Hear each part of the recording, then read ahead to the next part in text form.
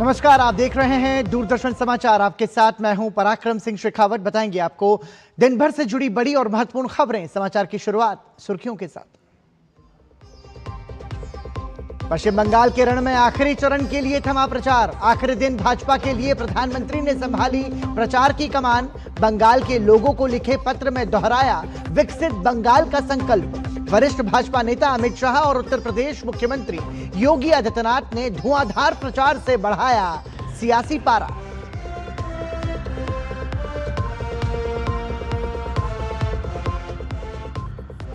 प्रचार के आखिरी दिन पश्चिम बंगाल की मुख्यमंत्री ममता बनर्जी ने भी दिखाया दम। डोर टू डोर कैंपेन के जरिए मांगा लोगों से वोट। कांग्रेस ने भी झोंकी ताकत। 4 मई को नतीजे तय करेंगे बंगाल की दिशा।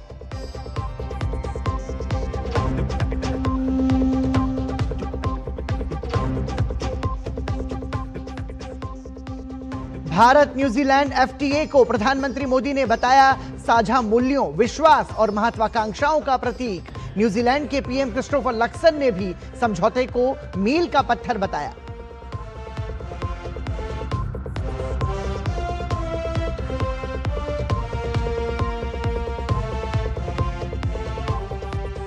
सिक्किम का 50वां वर्षगांठ समारोह। गंगटोक पहुंचे प्रधानमंत्री नरेंद्र मोदी। भव्य रोड शो में जोरदार स्वागत। कल 4000 करोड़ रुपए से ज्यादा की विकास योजनाओं का करेंगे उद्घाटन और शिलान्यास।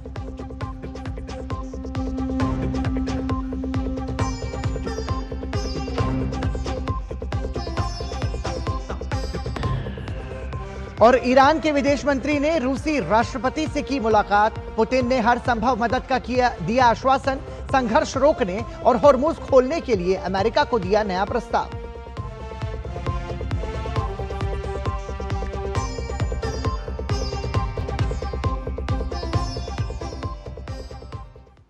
और समाचार की शुरुआत करेंगे विधानसभा चुनाव से जुड़ी खबरों के साथ। पश्चिम बंगाल में दूसरे चरण के चुनाव प्रचार का शोर थम चुका है। 29 अप्रैल को दूसरे चरण के लिए मतदान होगा। सत्ता पक्ष से लेकर विपक्षी पार्टियों ने जमकर पसीना बहाया और मतदाताओं को अपने पाले में करने के लिए लोक लुभावन वादे किए। अब सबकी नजर 29 अप्रैल पर है, जब जनता अपना फैसला सुनाएगी। प्रचार के आखिरी दिन आज भी सभी दलों के स्टार प्रचारकों ने जनता से समर्थन मांगा।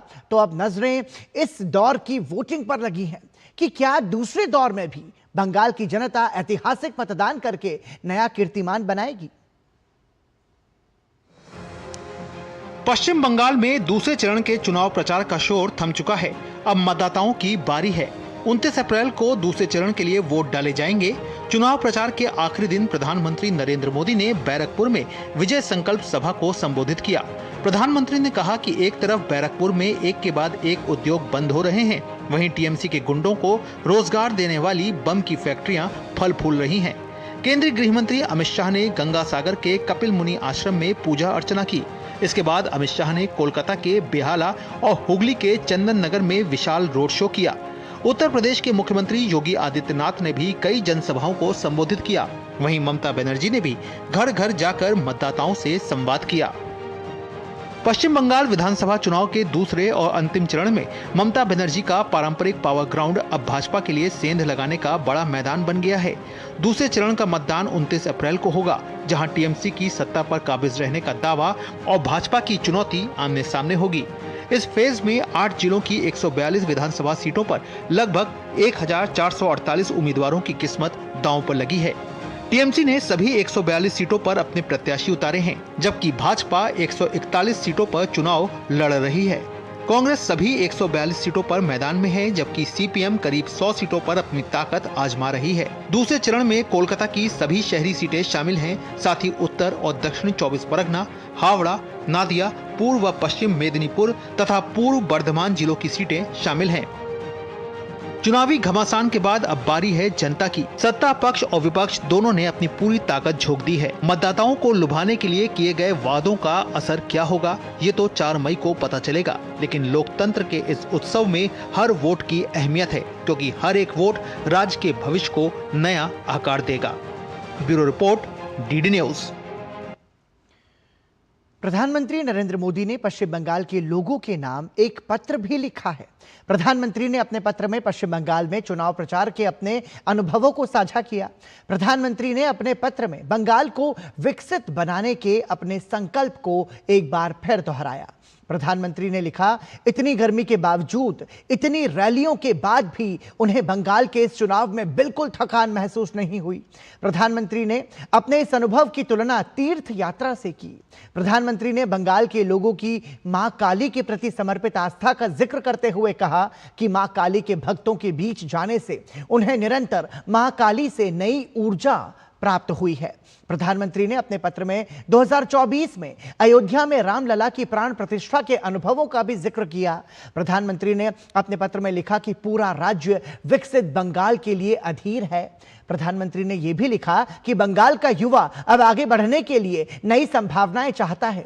बेटियां खुला आसमान चाहती हैं, सुरक्षा चाहती हैं। बंगाल का हर नागरिक, हर परिवार एक ही संकल्प के साथ आगे बढ़ रहा है। अब परिवर्तन करना है। प्रधानमंत्री ने एक बार फिर दोहराया, भय बहुत हुआ, अब भरोसा चाहिए, अब भाजपा चाहिए। प्रधानमंत्री ने लिखा कि बंगाल में भाजपा के मुख्यमंत्री के शपथ ग्रहण का उत्सव सभी मिलकर मनाएंगे।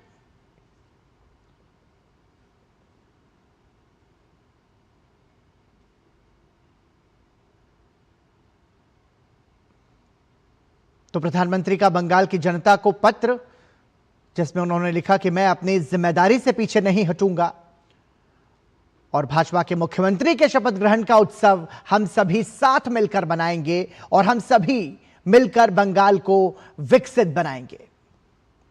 पश्चिम बंगाल चुनाव के पहले चरण में जहां मतदाताओं ने वोटिंग का बड़ा रिकॉर्ड बनाया, वहीं अब दूसरे चरण के चुनाव में भाजपा 8 मुद्दों के दम पर 8 जिलों में सेंधमारी की तैयारी में है, क्योंकि दूसरे चरण का रण ममता बनर्जी के गढ़ में होने जा रहा है। दूसरा चरण न सिर्फ मुद्दों के आधार पर बेहद खास होने वाला है, बल्कि बांग्लादेश से लगते सीमावर्ती सहित जिन इलाकों में मतदान होना है, उन इलाकों का सियासी गणित भी बहुत खास है। इसलिए इस दौर में सभी की निगाहें लगी हुई हैं कि यहां का जनादेश क्या होगा। पहले चरण में बम्पर वोटिंग के लिए चुनाव आयोग के प्रयासों की सराहना हो रही है। केंद्रीय सुरक्षा बलों की तैनाती ने पश्चिम बंगाल में भय मुक्त चुनाव का माहौल बनाया तो वोटर ने अपनी वोट की ताकत दिखाई। चुनावी गलियारों में सबसे बड़ी चर्चा साइलेंट वोटर की है। जानकारों का मानना है कि जब वोटिंग बिना दबाव और बिना डर के होती है तो एंटी इनकम्बेंसी यानी सत्ता विरोधी लहर मुखर होती है। अब दूसरे चरण के चुनाव को शांतिपूर्ण तरीके से कराने के लिए इलेक्शन कमीशन ने कमर कसी तो बंगाल की बम फैक्ट्रियां बेनकाब होने लगी। टीएमसी कार्यकर्ताओं के घर से देसी बमों की खेप बरामद हुई तो एनआईए ने भी मोर्चा संभाल लिया। दूसरे चरण का चुनाव ममता बनर्जी के गढ़ में होने जा रहा है। 2021 के चुनाव में इन इलाकों में टीएमसी का दबदबा था। अब यही क्षेत्र भाजपा के लिए टेस्टिंग ग्राउंड बन गया है। भाजपा ने इस बार अपना पूरा फोकस इन्हीं 8 जिलों पर केंद्रित किया है। पिछले 5 सालों में पार्टी ने ममता सरकार को अलग अलग मुद्दों पर घेरने का सिलसिला जारी रखा। भाजपा ने संदेशखाली की घटना को महिला सुरक्षा और महाजंगल राज का प्रतीक बनाकर उठाया। मतुआ समुदाय के साथ कथित भेदभाव और सीएए को बड़ा हथियार बनाया। मतुआ बहुल्य बोंगो और नदिया के सीमावर्ती इलाकों में पार्टी ये संदेश दे रही है कि बांग्लादेश से आने वाले हिंदू शरणार्थियों को नागरिकता दिलाएगी, जबकि अवैध घुसपैठियों को बाहर का रास्ता दिखाएगी। इसके अलावा भाजपा ने सीमा सुरक्षा और घुसपैठ के मुद्दे को भुनाने में कोई कसर नहीं छोड़ी है। ये वो मुद्दे हैं जिस पर भाजपा का फोकस पिछले 5 साल से रहा, जबकि दूसरे चरण के चुनाव में शामिल 8 जिलों के लिए 8 बड़े मुद्दों को चुनावी हथियार बनाया है। इनमें बंगाल की सुरक्षा, भय से मुक्ति, महिला सुरक्षा, रोजगार, पढ़ाई लिखाई और दवाई, बंद होती फैक्ट्रियां, टीएमसी की बम फैक्ट्री और टीएमसी का महाजंगल राज प्रमुख हैं। भाजपा इन मुद्दों को स्थानीय स्तर पर प्रभावी ढंग से प्रचारित कर रही है ताकि 2021 में टीएमसी के क्लीन स्वीप वाले क्षेत्रों में भी सेंध लग सके। कोलकाता की शहरी सीटों में भी विकास, रोजगार और कानून व्यवस्था को प्रमुखता दी जा रही है, जबकि ग्रामीण और सीमावर्ती क्षेत्रों में सीएए, घुसपैठ और महिला सुरक्षा जैसे भावनात्मक मुद्दों पर जोर है। 29 अप्रैल को मतदान होगा, लेकिन इन मुद्दों का असर कितना पड़ा इसका पता 4 मई को ही लगेगा। Bureau report, DD news. Paschim Bengal में विधानसभा चुनावों के दौरान अवैध प्रलोभनों के तहत सोमवार तक कुल 510 करोड़ रुपए से ज्यादा की जब्ती की गई है। यह राज्य में विधानसभा चुनाव 2021 के दौरान दर्ज की गई 339 करोड़ रुपए की जब्ती से भी अधिक है। निर्वाचन आयोग की तरफ से यह जानकारी दी गई। आयोग ने बताया कि बरामदगी में 30 करोड़ रुपए नगद, 126.85 करोड़ रुपए मूल्य की 48,000 लीटर से अधिक शराब, 110.12 करोड़ रुपए मूल्य के मादक पदार्थ और 58.28 करोड़ रुपए मूल्य की कीमती धातुएं शामिल हैं। मतदाताओं को लुभाने के उद्देश्य से सोने और चांदी जैसी कीमती धातुओं का इस्तेमाल किया जाता है। इसके अलावा प्रवर्तन एजेंसियों ने 184.85 करोड़ रुपए मूल्य की मुफ्त वस्तुएं भी जब्त की हैं। इनमें घरेलू सामान, कपड़े और मोबाइल फोन शामिल हो सकते हैं। पश्चिम बंगाल, केरलम, असम, पुदुचेरी और तमिलनाडु के लिए चुनाव कार्यक्रम की घोषणा 15 मार्च को की गई थी, जबकि मतगणना 4 मई को होगी। आयोग का कहना है कि निष्पक्ष और पारदर्शी चुनाव सुनिश्चित करने के लिए यह अभियान लगातार जारी रहेगा। आयोग ने चुनाव वाले राज्यों, केंद्र शासित प्रदेशों के मुख्य सचिवों, सीईओ, डीजीपी और वरिष्ठ अधिकारियों के साथ साथ प्रवर्तन एजेंसियों के प्रमुखों के साथ कई समीक्षा बैठकें की हैं। शिकायतों का निपटारा 100 मिनट के भीतर सुनिश्चित करने के लिए सभी राज्यों में 2728 से अधिक फ्लाइंग स्क्वाड टीमें तैनात की गई हैं। पश्चिम बंगाल चुनाव का पहला चरण 23 अप्रैल को हुआ था, जबकि दूसरा चरण बुधवार को होगा। सिक्किम राज्य की स्थापना की 50वीं वर्षगांठ पर आयोजित समारोह में हिस्सा लेने के लिए 2 दिवसीय यात्रा पर गंगटोक पहुंचे प्रधानमंत्री नरेंद्र मोदी ने भव्य रोड शो में हिस्सा लिया। प्रधानमंत्री नरेंद्र मोदी मंगलवार को यहां करीब 4000 करोड़ रुपए की विभिन्न परियोजनाओं की शुरुआत करेंगे।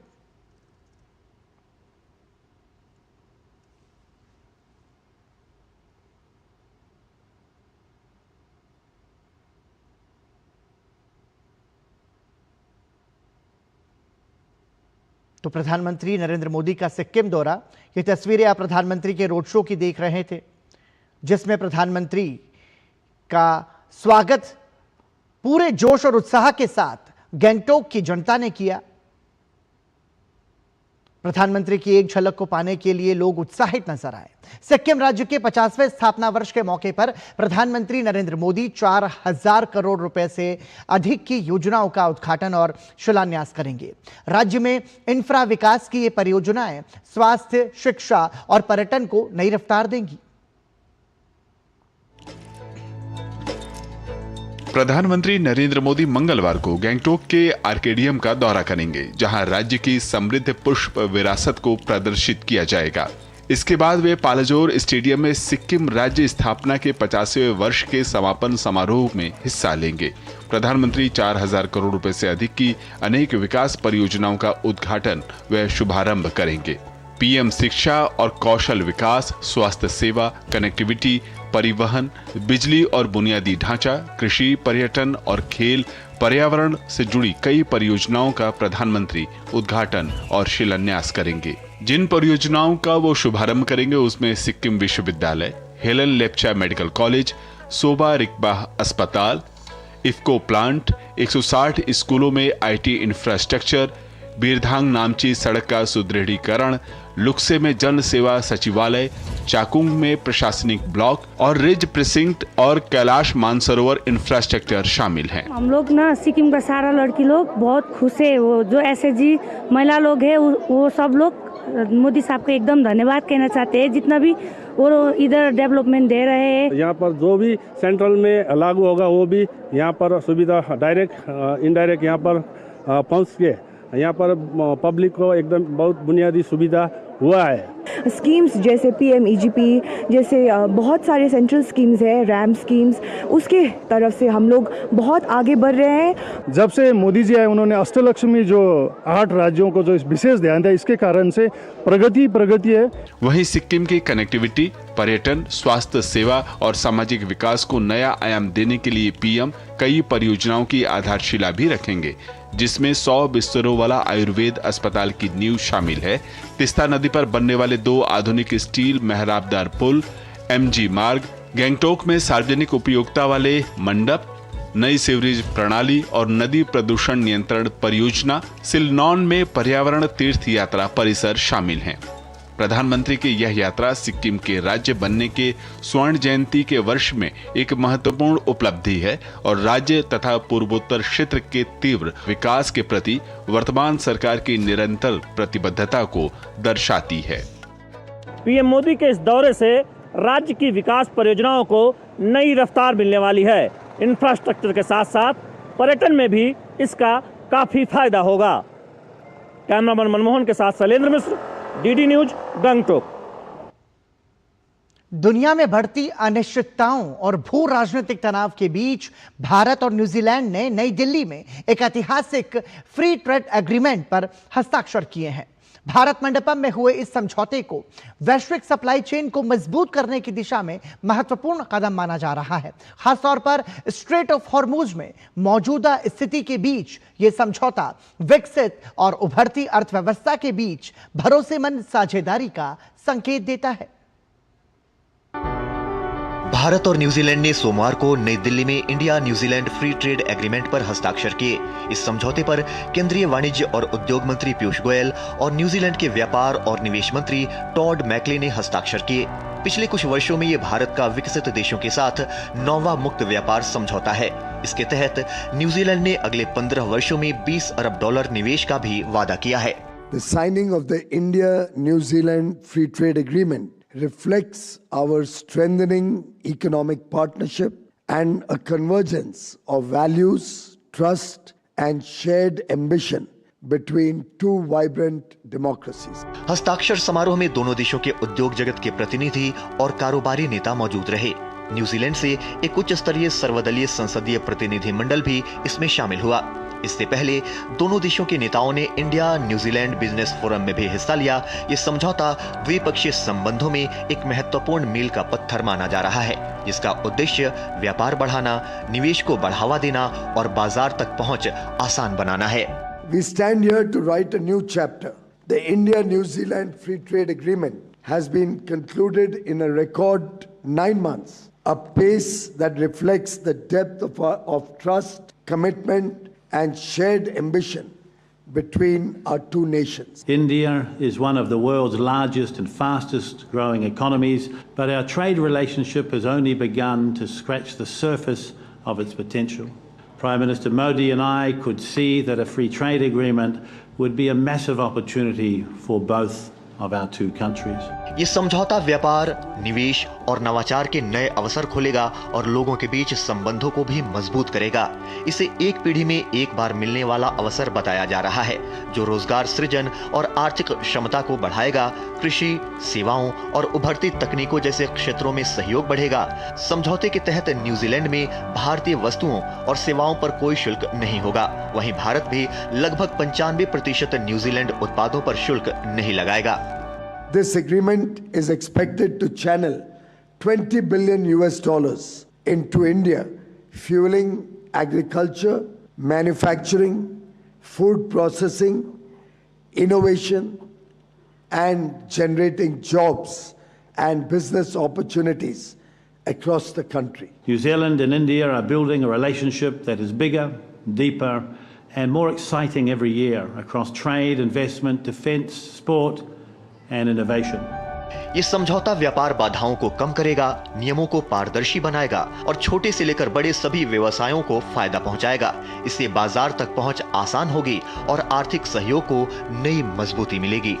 We are expanding that partnership to open the doors for greater business, larger investments, more trust and confidence in each other, and working towards ensuring that the people of New Zealand and the people of India can work together in the years to come to ensure that the world is a better place to live in. ये समझौता शिक्षा, रोजगार के लिए भारतीयों की आवाजाही को भी बढ़ावा देगा। आयुष, योग और आईटी जैसे क्षेत्रों में अवसर बढ़ेंगे। न्यूजीलैंड की लगभग 6% आबादी भारतीय मूल की है, जो दोनों देशों के बीच मजबूत सामाजिक और सांस्कृतिक संबंधों को दर्शाती है। भारत और न्यूजीलैंड के बीच ये समझौता आर्थिक सहयोग के नए युग की शुरुआत माना जा रहा है। नई दिल्ली से डीडी न्यूज के लिए अखिलेश सुमन की रिपोर्ट। भारत और न्यूजीलैंड के बीच हुए इस ऐतिहासिक व्यापार समझौते पर प्रधानमंत्री नरेंद्र मोदी ने खुशी व्यक्त की है। प्रधानमंत्री मोदी ने न्यूजीलैंड के प्रधानमंत्री क्रिस्टोफर लक्सन के एक एक्स पोस्ट को रीट्वीट करते हुए इस समझौते को दोनों देशों के लिए ऐतिहासिक पल बताया। प्रधानमंत्री मोदी ने अपने संदेश में लिखा, आज भारत न्यूजीलैंड साझेदारी में एक ऐतिहासिक मील का पत्थर साबित हुआ है। मुझे इस बात की बेहद खुशी है कि आज हस्ताक्षरित भारत न्यूजीलैंड मुक्त व्यापार समझौता हमारी विकास परक साझेदारी को एक अभूतपूर्व गति प्रदान करेगा। यह समझौता उन गहरे विश्वास, साझा मूल्यों और आकांक्षाओं का प्रतीक है जो हमारे दोनों देशों को एक सूत्र में बांधते हैं। इस समझौते से हमारे किसानों, युवाओं, महिलाओं, एमएसएमईज, शिल्पकारों, स्टार्टअप्स, छात्रों और नवाचारियों को व्यापक लाभ होगा। ये विकास के नए रास्ते खोलेगा, अवसर पैदा करेगा और विभिन्न क्षेत्रों में हमारे आपसी तालमेल को और गहरा करेगा। न्यूजीलैंड द्वारा लगभग $20 बिलियन के निवेश की प्रतिबद्धता कृषि, विनिर्माण, नवाचार और प्रौद्योगिकी के क्षेत्र में हमारे सहयोग को और मजबूती देगी। ये दोनों देशों के अधिक समृद्ध और गतिशील भविष्य का मार्ग प्रशस्त करेगा।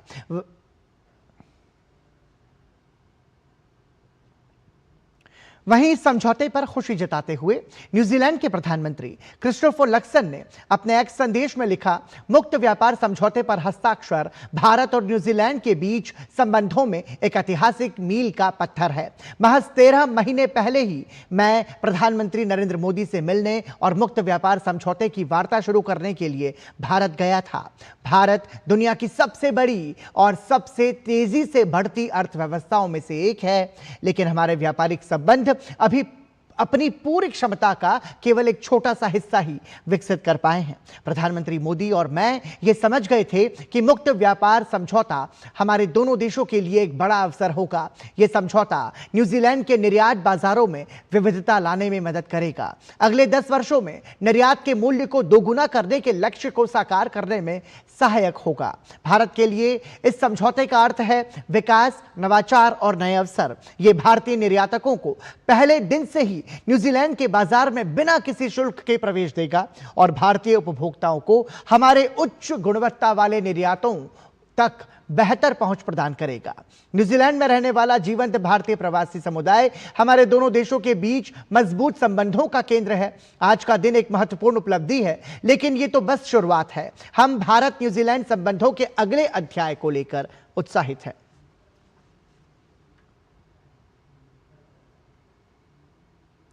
भारत और न्यूजीलैंड के बीच आज हुए मुक्त व्यापार समझौते कई मायनों में खास हैं। ये इस पर ज्यादा जानकारी के लिए सीधा रुख करेंगे हमारे सहयोगी मुकुल शर्मा का, जो कि अपने इस रिपोर्ट के माध्यम से हमें समझा रहे हैं। नमस्कार, आप सभी का स्वागत डीडी न्यूज पर। आपके साथ मैं हूं मुकुल शर्मा। विश्व में जहां एक तरफ भू राजनीतिक तनाव और अर्थव्यवस्थाओं में उथल पुथल का दौर है, तो वहीं भारत ऐसे चुनौतीपूर्ण समय में विश्व के लिए विकास, सहयोग और स्थिरता का प्रतीक बन चुका है। भारत ने ग्लोबल स्तर पर एक आत्मविश्वासी, सशक्त और आत्मनिर्भर होते देश के रूप में अपनी पहचान बनाई है। भारत के साथ अलग अलग देशों के एफटीए इसका एक बेहतरीन उदाहरण है, जिसमें अब भारत न्यूजीलैंड एफटीए भी पूरी तरह से शामिल हो चुका है। रिकॉर्ड 9 महीने में संपन्न हुए इस अहम समझौते पर बातचीत 16 मार्च 2025 को शुरू हुई और दोनों देशों ने पिछले वर्ष यानी 2025 में ही 22 दिसंबर को समझौते पर बनी सहमति की घोषणा की। साथ ही इसी साल यानी 2026 की अगर हम बात करें तो भारत और यूरोपीय संघ एफटीए भी हुआ, जिसे मदर ऑफ ऑल डील्स कहा गया। लेकिन किस तरीके से भारत न्यूजीलैंड के बीच जो एफटीए हुआ है वो किन मायनों में खास है और क्यों माना जा रहा है कि ये महिलाओं की नेतृत्व क्षमता को भी दर्शाएगा, आइए बताते हैं। भारत न्यूजीलैंड एफटीए की अगर बात की जाए, इसमें क्या कुछ खास है, क्या कुछ विशेष है, वो आइए आपको यहां समझा देते हैं कि किस तरीके से इसके तहत अगर हम अगले 5 सालों की बात करें तो इसमें हम देखेंगे जो द्विपक्षीय ट्रेड है, बायलैटरल ट्रेड है, उसको दोगुना किया जाएगा। ये उद्देश्य इसमें रखा गया है। आपको बता दें, दोनों देशों के बीच अगले 5 साल में जो व्यापार है उसको $5 बिलियन तक पहुंचाने का लक्ष्य इसमें रखा गया है। इसके साथ साथ आपको बता दें, जो न्यूजीलैंड है उसकी तरफ से अगले 15 सालों में भारत में $20 बिलियन का निवेश किया जाएगा और इस निवेश का जो सीधा फायदा होगा वो हम देख सकते हैं किस तरीके से मैन्युफैक्चरिंग की बात की जाए, इंफ्रास्ट्रक्चर की बात की जाए, सर्विस सेक्टर की बात करें या इनोवेशन सेक्टर, जहां पे ये निवेश होगा। और हम देखेंगे कि कैसे इसके जरिए यानी एफटीए के जरिए जो भारतीय कंपनियां हैं उनकी न्यूजीलैंड के बाजार में एक बड़ी पहुंच जो है होगी, क्योंकि अब न्यूजीलैंड में ड्यूटी फ्री जो पहुंच है वो भारतीय निर्यातकों को यहां मिलने जा रही है इस एफटीए के बाद। साथ ही साथ आपको बता दें निवेश से रोजगार के जो नए अवसर हैं वो पैदा होंगे और हम देखेंगे कि किस तरीके से जो देश का एक्सपोर्ट है वो भी बढ़ता हुआ यहां नजर आएगा। और यहां पर एक जो मुख्य बात है वो ये है कि कैसे हमारी जो स्किल वर्कफोर्स है उसके लिए ये फायदेमंद होगा, क्योंकि जो प्रोफेशनल्स हैं उनको कैसे इस एफटीए का फायदा मिलेगा। यहां पर हम देखेंगे जो सर्विस सेक्टर है उसको एक बड़ी कामयाबी यहां पर मिलती हुई नजर आएगी इस एफटीए के जरिए, क्योंकि खासतौर से इसके तहत आपको बता दें जो भारतीय प्रोफेशनल्स हैं उनके लिए रोजगार के जो अवसर हैं वो बढ़ते हुए यहां नजर आएंगे। किस तरीके से वो अवसर बढ़ेंगे ये आपको बता देते हैं, क्योंकि अब हर साल करीब 5000 जो भारतीय प्रोफेशनल्स हैं उनको वीजा दिया जाएगा और ये 3 साल के लिए मान्य होगा। साथ ही जो अलग अलग सेक्टर्स की अगर हम बात करें तो उसमें आप देख सकते हैं IT, engineering, health care, education और कंस्ट्रक्शन क्षेत्र हैं जहां पर लाभ मिलता हुआ नजर आएगा, क्योंकि यहां के जो प्रोफेशनल्स हैं उनके लिए अब नए अवसर हम देखेंगे। इसके साथ साथ जो आयुष प्रैक्टिशनर्स हैं उनकी बात की जाए, योग प्रशिक्षकों की बात करें या जो भारतीय शेफ हैं उनकी बात की जाए, यहां तक कि भारतीय संगीत यानी जो शिक्षक हैं उसके उनके लिए भी यहां अवसर जो हैं वो निकलते हुए नजर आएंगे इस एफटीए के जरिए। और ना सिर्फ प्रोफेशनल या युवाओं की हम बात करें बल्कि खासतौर से अगर किसानों की बात की जाए तो उनके लिए भी यहां एक बड़ा लाभ इसमें है। एमएसएमईज की भी अगर हम बात करें सबसे पहले लेकिन ये कि किसानों और एमएसएमई के हितों का इसमें ध्यान रखा गया है, कैसे उनकी जो सुरक्षा है वो सुनिश्चित हो सकती है। दरअसल डेयरी क्षेत्र के जो उत्पाद हैं उनको समझौते से बाहर रखा गया है, यानी जब हम क्रीम की बात करते हैं, घी की बात करते हैं, तमाम जो डेयरी उत्पाद हैं वो बाहर रहेंगे। साथ ही प्याज, चना, मटर, मक्का, बादाम, चीनी जो हैं वो इसमें शामिल नहीं है। ये ऐसी फसलें जो कि इसमें शामिल नहीं की गई हैं जिससे जो किसान हैं उनको किसी भी तरह का जो बोझ है उन पर ना पड़े। वहीं अगर हम बात करते हैं रत्न, आभूषण, तांबा और उससे बने उत्पादों से जो समझौते हैं वो इस समझौते से बाहर रखे गए हैं, वो भी इस एफटीए में शामिल नहीं है। कैसे मेक इन इंडिया को बढ़ावा दिया जा सकता है जब हम खासतौर से एमएसएमई सेक्टर की भी बात कर रहे हैं और इसी कड़ी में जब एल्युमिनियम सहित उससे जो सामान तैयार हो रहे हैं उनको भी सौदे से बाहर रखा गया है। यानी हमारी जो एमएसएमईज हैं कैसे वो अपना बेहतर प्रदर्शन जारी रख सकती हैं, कैसे उन पर किस तरह का जो अंकुश है वो नहीं लगाया गया है और उनको इसी वजह से इस समझौते से बाहर रखा गया है। फिलहाल अगर बात की जाए जो कृषि क्षेत्र है हमारा, वहां क्या लाभ मिलेगा। दरअसल देखिए जो कीवी फल है जो कि न्यूजीलैंड से आयातित किया जाता था वो और सेब और शहद पर कृषि तकनीक की एक कार्य योजना जो है वो न्यूजीलैंड यहां पर देगा, यानी किसानों को उसके गुर जो हैं वो सिखाए जाएंगे। और इसका लाभ क्या मिलेगा हमारे जो किसान हैं, जैसे हमारे देश के किसान हैं उनकी उत्पादकता और गुणवत्ता जो है वो हम बढ़ा सकेंगे। ना सिर्फ प्रोडक्शन बढ़ेगा बल्कि जो क्वालिटी है वो बढ़ेगी, यानी वहां भी और संभावनाएं बढ़ जाती हैं कैसे एक्सपोर्ट्स जो है वो हमारा बढ़ सकता है। इसके साथ साथ आपको बता दें उत्कृष्ट केंद्रों की जो स्थापना है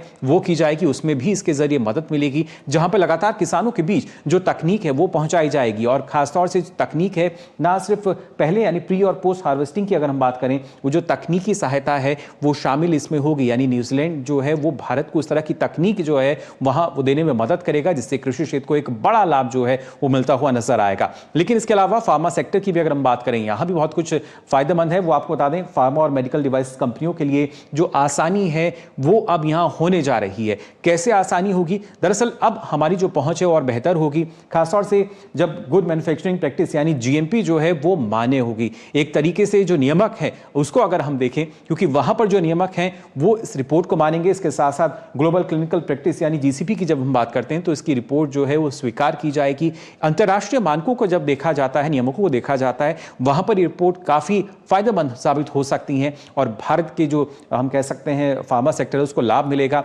साथ ही उत्पादों को जल्द मंजूरी इसके जरिए मिलेगी जैसे ये जो रिपोर्ट है स्वीकार होती है ना, और साथ ही हम देखेंगे कंप्लायंस कॉस्ट जो है वो भी हमारी कम होती हुई यहाँ नजर आएगी और इसका सीधा लाभ ये मिलेगा निर्यातक जो है उनको और ज्यादा लाभ होता हुआ नजर आएगा। और हमारा दवा की बात करें, मेडिकल उपकरणों की बात की जाए, इसका जो निर्यात है उसमें एक बड़ा इजाफा हम देख सकते हैं। इसके अलावा अगर हम देखें अन्य लाभ जो हो सकते हैं वो आपको बता देते हैं। खासतौर से न्यूजीलैंड से आयात होने वाले जो फल हैं वो सस्ते मिलेंगे। कीवी की बात की जाए, ब्लूबेरी की बात की जाए, ये तमाम ऐसे फल जो कि सस्ते हो सकते सकते हैं। वो सस्ते किस वजह से होंगे? क्योंकि इस पर आयात शुल्क जो है वो कम होगा। वाइन पर भी माना जा रहा है जो आयात शुल्क है वो कम हो सकता है, जिसके बाद जो आयातित उत्पाद है उसमें माना जा रहा है करीब 15 से 20% की जो गिरावट है वो नजर आ सकती है और वो आपको सस्ते मिल सकते हैं। इसके साथ ही जो न्यूजीलैंड से ऊन और लकड़ी आती है उस पर शुल्क हटने से राहत मिलेगी, जिसके चलते हम देख सकेंगे कि कैसे जो उस ऊन से बने कालीन है या जो फर्नीचर का दाम है वो पहले से कम हो सकता है, यानी वो भी हमारे लिए 15 से 20% सस्ते हो सकते हैं। वहीं एजुकेशन के बाद आपको बता दें कि यहाँ पर पोस्ट स्टडी वर्क वीज़ा लेने में अब आसानी होगी। जिस तरीके से 5000 जो वीज़ा हैं उनकी बात यहाँ रखी गई है जो कि 3 साल के लिए जाहिर तौर पर मान्य होंगे, तो ये बड़े बड़े लाभ हैं जो कि हमें यहाँ नजर आ रहे हैं और अगले 5 सालों में हम देखेंगे किस तरीके से भारत और न्यूजीलैंड के बीच एक नया अध्याय है वो तो देखने को मिलेगा ही, लेकिन कैसे इसका फायदा दोनों देशों को मिलेगा। और खास बात ये कि ये महिला नेतृत्व वाला जो पहला FTA है भारत न्यूजीलैंड के बीच हम यहाँ देख पा रहे हैं। भारत और न्यूजीलैंड के बीच बेहतर सहयोग से उच्च गुणवत्ता वाले मैन्युफैक्चरिंग को बढ़ावा मिल रहा है। इससे भारत की वैश्विक स्तर पर सामान बनाने और सप्लाई करने की क्षमता भी मजबूत हो रही है, जिसका फायदा देश में अलग अलग सेक्टर्स को मिलता हुआ नजर आएगा।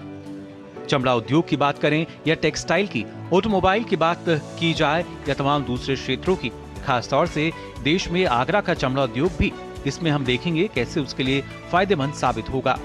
तेजी से बढ़ रहे इस सेक्टर के लिए 2030 तक 50 बिलियन अमेरिकी डॉलर तक पहुंचाने का लक्ष्य रखा है।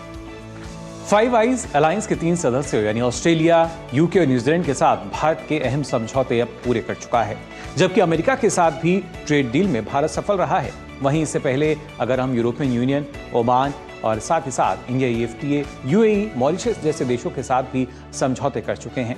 प्रधानमंत्री नरेंद्र मोदी के नेतृत्व में भारत के बढ़ते अंतर्राष्ट्रीय समझौते और मजबूत अर्थव्यवस्था ये दिखाते हैं कि देश तेजी से वैश्विक नेतृत्व की ओर बढ़ रहा है।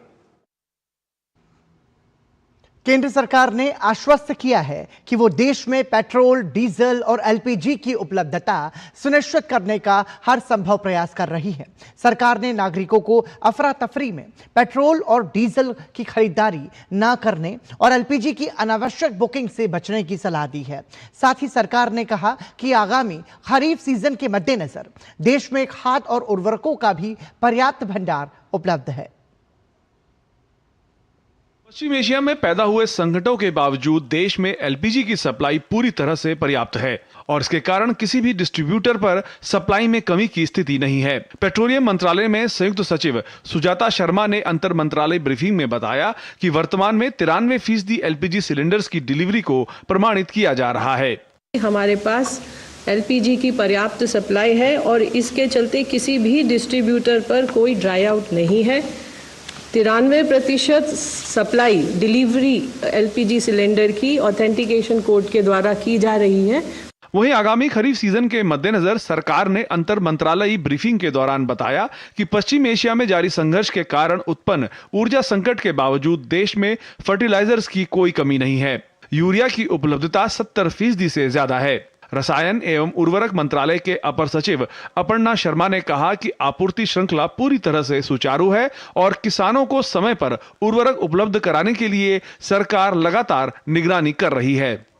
The fertilizer availability remains robust and the supplies continue to exceed the requirement.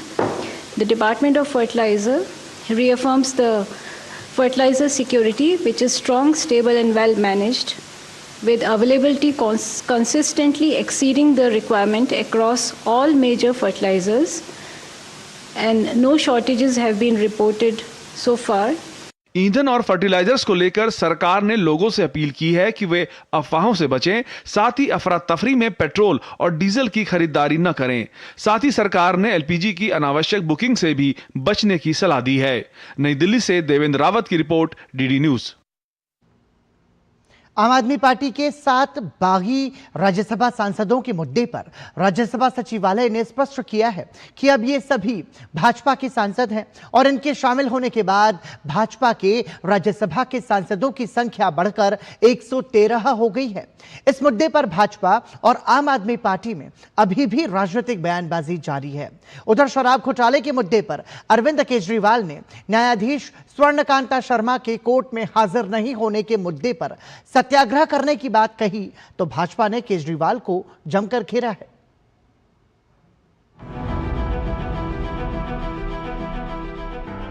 देश की संसदीय राजनीति में एक महत्वपूर्ण बदलाव सामने आया है। राज्यसभा सचिवालय द्वारा सोमवार को जारी की गई जानकारी में आम आदमी पार्टी के 7 पूर्व नेताओं के नाम आधिकारिक तौर पर भारतीय जनता पार्टी के राज्यसभा सांसदों के रूप में शामिल दिखाई दिए। गौरतलब है कि राघव चड्ढा समेत राज्यसभा के 7 सांसदों ने आम आदमी पार्टी को छोड़कर भाजपा में शामिल होने का निर्णय लिया था। राज्यसभा सचिवालय द्वारा जारी की गई ये सूची बताती है कि 24 अप्रैल 2026 तक की स्थिति के अनुसार जहां भाजपा सांसदों की संख्या 113 हो गई और राज्यसभा में भाजपा सबसे बड़ी पार्टी बन गई, वहीं आम आदमी पार्टी के सांसदों की संख्या 10 से घटकर 3 रह गई है। 7 सांसदों ने जो विलय का पत्र दिया उसका संज्ञान चेयरमैन साहब ने लिया है, लेकिन जब मेरे पत्र का संज्ञान लेंगे जिसमें मैंने उनको बताया है कि संविधान की 10वीं अनुसूची के मुताबिक इन लोगों की सदस्यता रद्द होनी चाहिए, उस पर सुनवाई शुरू होगी। आज ये पार्टी वो पुरानी वाली पार्टी नहीं रही। इस पार्टी में आज एक टॉक्सिक वर्क एनवायरनमेंट है। आपको काम करने से रोका जाता है, पार्लियामेंट में बोलने से रोका जाता है, और ये पॉलिटिकल पार्टी आज चंद करप्ट और कॉम्प्रोमाइज लोगों के हाथ में फंसकर रह गई है। इस बीच आम आदमी पार्टी के प्रमुख अरविंद केजरीवाल ने एक नए विवाद को जन्म दे दिया। उन्होंने आबकारी घोटाला मामले में दिल्ली उच्च न्यायालय की न्यायाधीश स्वर्णकांता शर्मा को पत्र लिखकर कहा है कि वो इस मामले में न तो व्यक्तिगत रूप से और न ही वकील के मार्फत उनके समक्ष पेश होंगे। केजरीवाल ने 4 पन्नों के इस पत्र में न्याय नहीं मिलने की ओर इशारा करते हुए कहा कि इस मामले को लेकर उनकी गंभीर चिंताएं हैं, जिसके बाद विपक्ष उन पर हमलावर है। विपक्ष का कहना है कि केजरीवाल को न्याय व्यवस्था की जरूरत ही नहीं है। केजरीवाल साहब उन लोगों में से हैं जो ये कहते हैं कि वकील भी हम हैं, गवाह भी हम हैं और जज भी हम हैं, सब कुछ वही है, तो इस न्याय व्यवस्था की जरूरत क्या है। हमेशा न्याय व्यवस्था पे प्रश्न चिन्ह लगाना, संवैधानिक संस्थाओं को गाली देना, यही इनका वर्क कल्चर है। देखिए, मुझे लगता है कि अरविंद केजरीवाल जी ने बिल्कुल सही फैसला लिया है। इसके अलावा उनके पास रास्ता ही क्या बचा था। अरविंद केजरीवाल जी खुद कोर्ट में गए रिक्यूजल एप्लीकेशन लेके कि कॉन्फ्लिक्ट ऑफ इंटरेस्ट है। मेरा ये कहना है कि अगर कोई भी आम आदमी होता तो आम आदमी क्या करता, उसके अगेंस्ट में कोई ऑर्डर आता है तो आम आदमी अपील फाइल करता है, हायर कोर्ट में जाता है और जो भी ऑर्डर आता है वो उस पर बाइंडिंग होता है। पर केजरीवाल जी खास आदमी हैं, वो कहते हैं कि अगर उनके खिलाफ में ऑर्डर आया है वो अपील फाइल नहीं करेंगे, वो प्रेस कॉन्फ्रेंस करेंगे। केजरीवाल की राजनीति में अपना ही तरीका है, जिसने पार्टी के भीतर ही कलह पैदा कर दिया और पार्टी टूट की राह तक पहुंच गई। हालांकि वे यहां तक ही नहीं रुके, उन्हें न्यायपालिका में भी राजनीति दिखने लगी। ऐसे में केजरीवाल के पूरे राजनीतिक मूल्यों और आधार पर बड़े सवाल उठ रहे हैं। Bureau report, DD news.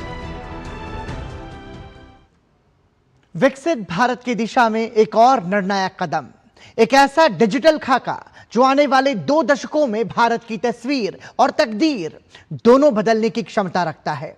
NITI Aayog ने DPI at 2047 रोड मैप जारी किया है। देखिए हमारे संवाददाता अजीत द्विवेदी की ये रिपोर्ट।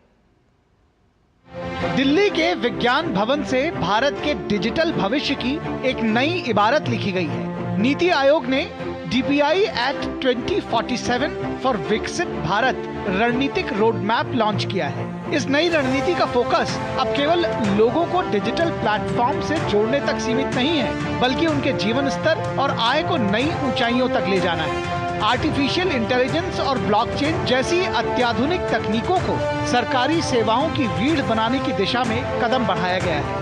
साथ ही ये भी सुनिश्चित किया जाएगा कि डिजिटल क्रांति का लाभ सिर्फ महानगरों तक सीमित न रहे, बल्कि दूर दराज के गांवों तक उसकी रोशनी पहुंचे।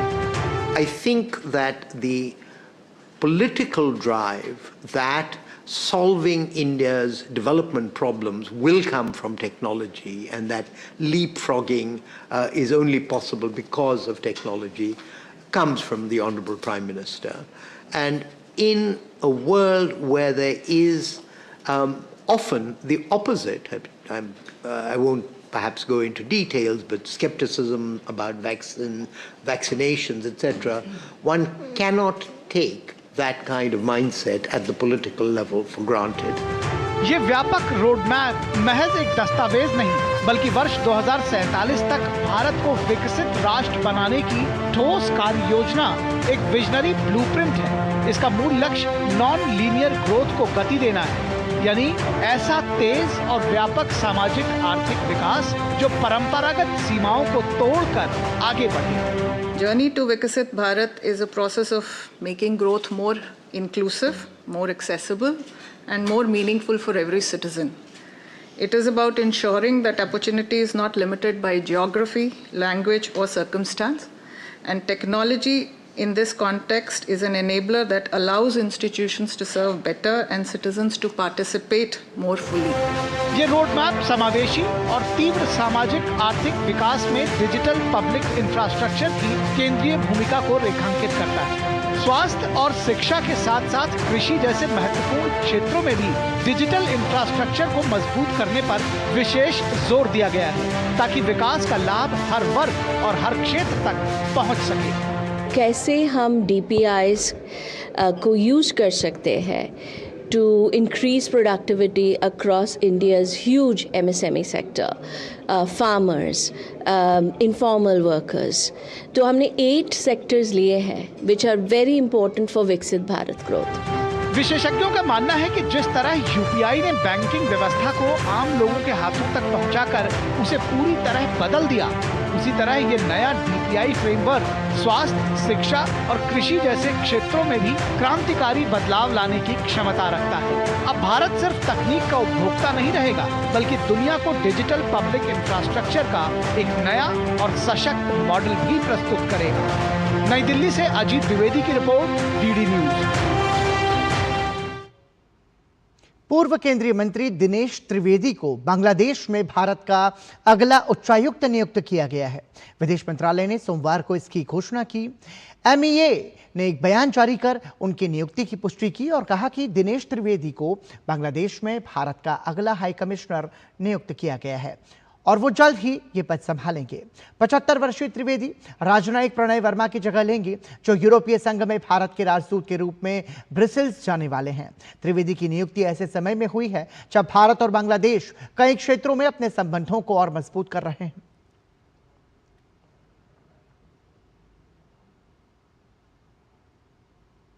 संयुक्त राष्ट्र महासभा की अध्यक्ष एनालेना बेरबॉक भारत की आधिकारिक यात्रा पर पहुंची हैं। विदेश मंत्रालय ने उनका स्वागत किया। विदेश मंत्रालय के प्रवक्ता रणधीर जायसवाल ने सोशल मीडिया साइट एक्स पर जानकारी देते हुए लिखा कि ये यात्रा संयुक्त राष्ट्र के साथ भारत की अटूट प्रतिबद्धता की पुनः पुष्टि करती है।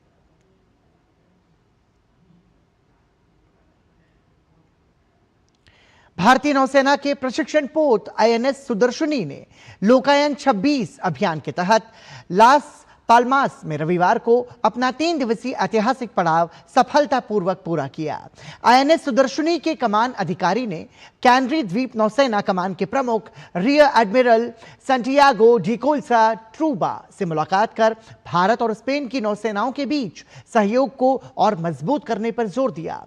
पोर्टकाल के दौरान जहाज आम लोगों के लिए खोला गया, जहां स्थानीय नागरिकों और भारतीय प्रवासियों ने बड़ी संख्या में हिस्सा लिया और भारत की समृद्ध समुद्री विरासत को करीब से जाना।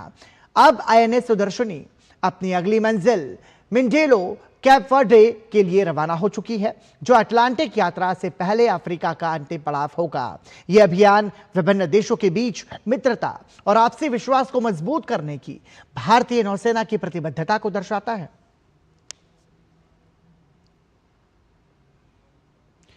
देश में भीषण गर्मी का प्रकोप जारी है।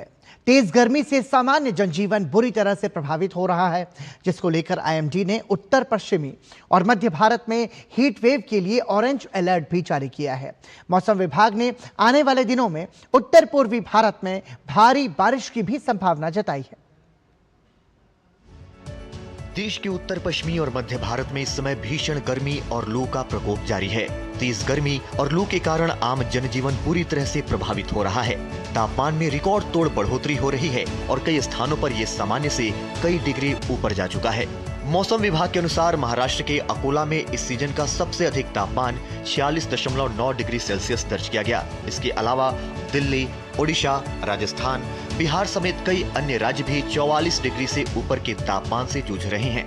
मध्य प्रदेश, हिमाचल प्रदेश और उत्तर प्रदेश के कुछ इलाकों में तापमान सामान्य से 5.1 डिग्री सेल्सियस तक ऊपर जा चुका है, जबकि दिल्ली, हरियाणा, पंजाब और राजस्थान में भी तापमान सामान्य से 3.1 से लेकर 5.0 डिग्री सेल्सियस से अधिक बना हुआ है।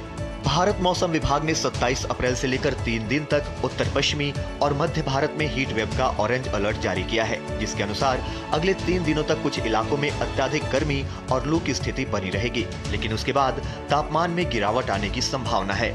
सेंट्रल इंडिया में जो हीट वेव कंडीशंस हैं आज और कल रहेंगी, उसके बाद वहाँ भी थंडरस्टॉर्म हम एक्सपेक्ट कर रहे हैं। कल से हमारा अनुमान ये है कि नॉर्थ वेस्ट इंडिया में भी, पंजाब, हरियाणा, एनसीआर, दिल्ली, वहाँ भी हल्का फुल्का रेनफॉल एक्टिविटी रह सकता है, जिसके लिए हमारा परसों एनसीआर दिल्ली के लिए येलो अलर्ट है। देश के विभिन्न हिस्सों में खासकर उत्तर पूर्वी भारत में भारी बारिश की भी संभावना जताई जा रही है।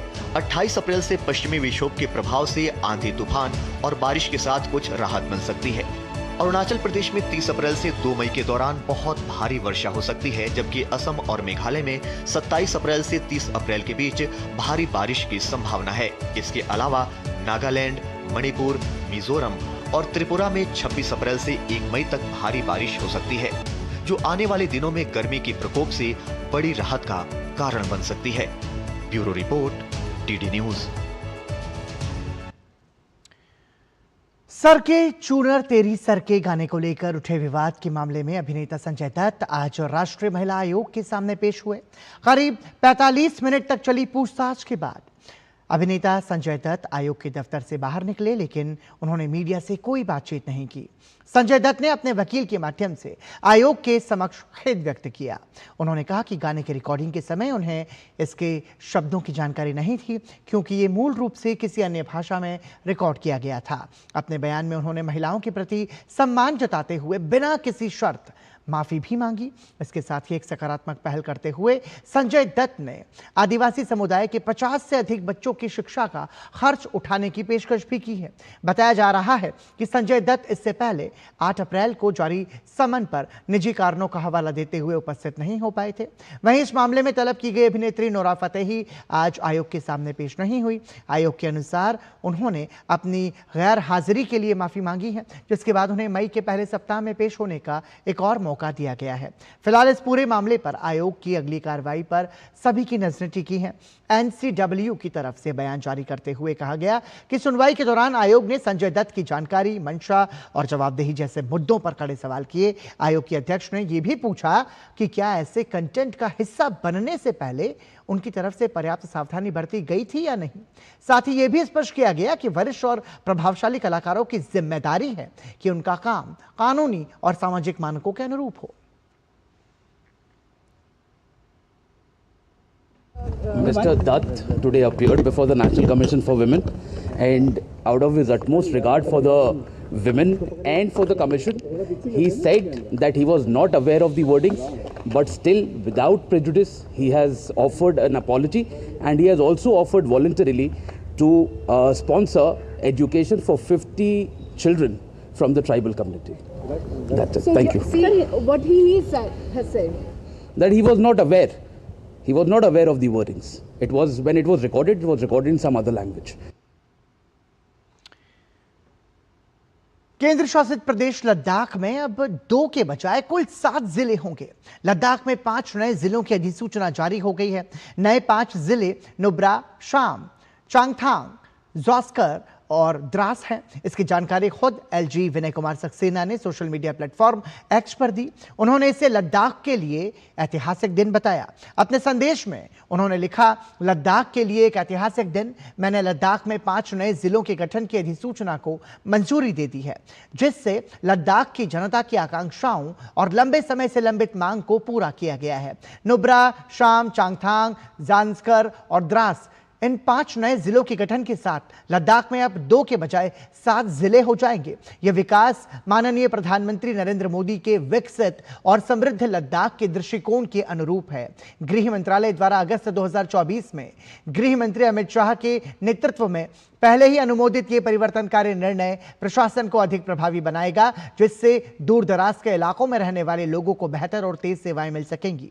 नए जिलों के गठन से स्थानीय प्रशासन मजबूत होगा और विकास, रोजगार और नए अवसरों का मार्ग खुलेगा। इस ऐतिहासिक निर्णय से मैं लद्दाख के प्रत्येक नागरिक को लाभ पहुंचाने के लिए अपनी प्रतिबद्धता दोहराता हूं। हम सब मिलकर एक उज्जवल, मजबूत और समृद्ध भविष्य की ओर बढ़ रहे हैं। ईरान के विदेश मंत्री अब्बास अराक्ची के नेतृत्व में ईरान का एक उच्च स्तरीय प्रतिनिधिमंडल रूस पहुंचा, जहां सोमवार शाम उनकी मुलाकात रूस के राष्ट्रपति व्लादिमीर पुतिन से हुई। इस मुलाकात में द्विपक्षीय संबंधों के साथ साथ तेजी से बदलते वैश्विक हालात पर विस्तार से चर्चा हुई। बैठक के दौरान ईरान और रूस के बीच रणनीतिक साझेदारी को और मजबूत करने पर जोर दिया गया। राष्ट्रपति पुतिन ने अमेरिका और इसराइल द्वारा ईरान पर किए गए सैन्य हमलों की कड़ी निंदा की।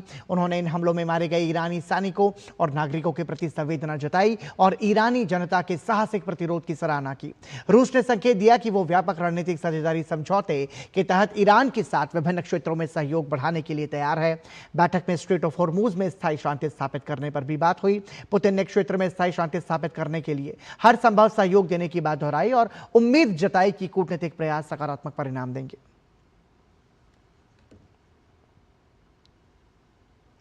ईरान को लेकर इस वक्त बड़ी हलचल चल रही है। एक और ईरान के विदेश मंत्री रूस में हैं, दूसरी ओर ईरान की ओर से अमेरिका को एक और समझौता प्रस्ताव मिलने की खबरें सामने आ रही हैं। हॉर्मुज को लेकर भी इस प्रस्ताव में ईरान ने कुछ बड़े संकेत दिए हैं, लेकिन इस सब के बीच अमेरिका का रवैया थोड़ा सख्त होता दिख रहा है। अमेरिकी राष्ट्रपति ट्रंप के ताजा बयान भी इसी के संकेत दे रहे हैं। क्या हुआ इस मुद्दे पर आज इस खास रिपोर्ट में आप ये देखिए और इसी के साथ हमें दीजिए अनुमति। नमस्कार। जुबान पर सुलह की बातें, मगर हाथों में पत्थर हैं। इनकी फाइलों में अमन है, पर जमीन पर मचा बवंडर है। वॉशिंगटन से लेकर तेहरान तक हवाओं में सियासी सुगबुगाहट का दौर जारी है। अमेरिकी राष्ट्रपति डोनाल्ड ट्रंप ने साफ कह दिया है कि अगर ईरान को युद्ध खत्म करना है तो उसे फोन उठाना होगा। ट्रंप ने दो टूक अंदाज में कहा कि हमारे पास सुरक्षित लाइनें हैं, वे हमें कॉल कर सकते हैं, लेकिन ये कॉल इतनी आसान नहीं है। ट्रंप की शर्त पत्थर की लकीर जैसी है, नो न्यूक्लियर वेपन। ट्रंप ने अपने दूतों का पाकिस्तान दौरा रद्द करने का ये संदेश दे दिया है कि अमेरिका आधे अधूरे प्रस्तावों पर समझौता नहीं करेगा। उधर तेहरान भी झुकने को तैयार नहीं है। ईरानी विदेश मंत्री अब्बास अराक्ची पाकिस्तान और ओमान के बाद अब सेंट पीटर्सबर्ग में रूसी राष्ट्रपति व्लादिमीर पुतिन की चौखट पर पहुंचे, जहां उन्होंने साफ कर दिया कि धमकी और नाकाबंदी के साए में बातचीत मुमकिन नहीं है। अराक्ची ने अमेरिका पर आरोप लगाते हुए कहा कि ट्रंप की बेवजह की मांगों की वजह से पाकिस्तान में शांति वार्ता सफल नहीं हो पाई। अमेरिकी रवैये के कारण वार्ता का पिछला दौर प्रगति होने के बावजूद अपने लक्ष्यों तक नहीं पहुंच सका। उनकी अत्यधिक मांगे और गलत दृष्टिकोण इसके लिए जिम्मेदार थे। इसलिए मौजूदा स्थिति का जायजा लेने के लिए अपने मित्रों से परामर्श करना हमारे लिए सबसे जरूरी है। इस बीच खबरों के अनुसार तेहरान ने मध्यस्थ के जरिए अमेरिका को एक नया प्रस्ताव भेजा है, जिसमें हॉर्मुज को दोबारा खोलने और जारी संघर्ष को खत्म करने की रूपरेखा पेश की गई है। इस प्रस्ताव में 2 चरणों वाली योजना का जिक्र है। पहले चरण में समुद्री मार्ग खोलने और नौसैनिक नाकेबंदी हटाने पर जोर दिया गया है, जबकि दूसरे चरण में युद्ध विराम को आगे बढ़ाने और परमाणु मुद्दे पर बातचीत शामिल है। हालांकि अमेरिका की ओर से अब तक इस प्रस्ताव पर स्पष्ट रुख सामने नहीं आया है। इस बीच हिजबुल्लाह और इजराइल के बीच संघर्ष भी लगातार बढ़ रहा है। इजरायली सेना ने दक्षिण लेबनान में चलाए गए अभियानों के दौरान हिजबुल्लाह के 3 सदस्यों को मार गिराया।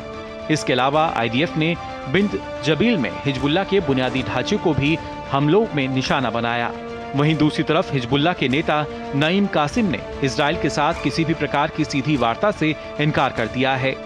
कासिम ने साफ कहा है कि हिजबुल्लाह अपने हथियारों को कभी नहीं छोड़ेगा। बहरहाल वार्ता और हमलों के बीच क्या दुनिया एक नया महायुद्ध देखेगी या शांति की राह निकलेगी? यह इन 2 मुल्कों की जिद और कूटनीति के बीच फंसा हुआ सवाल है।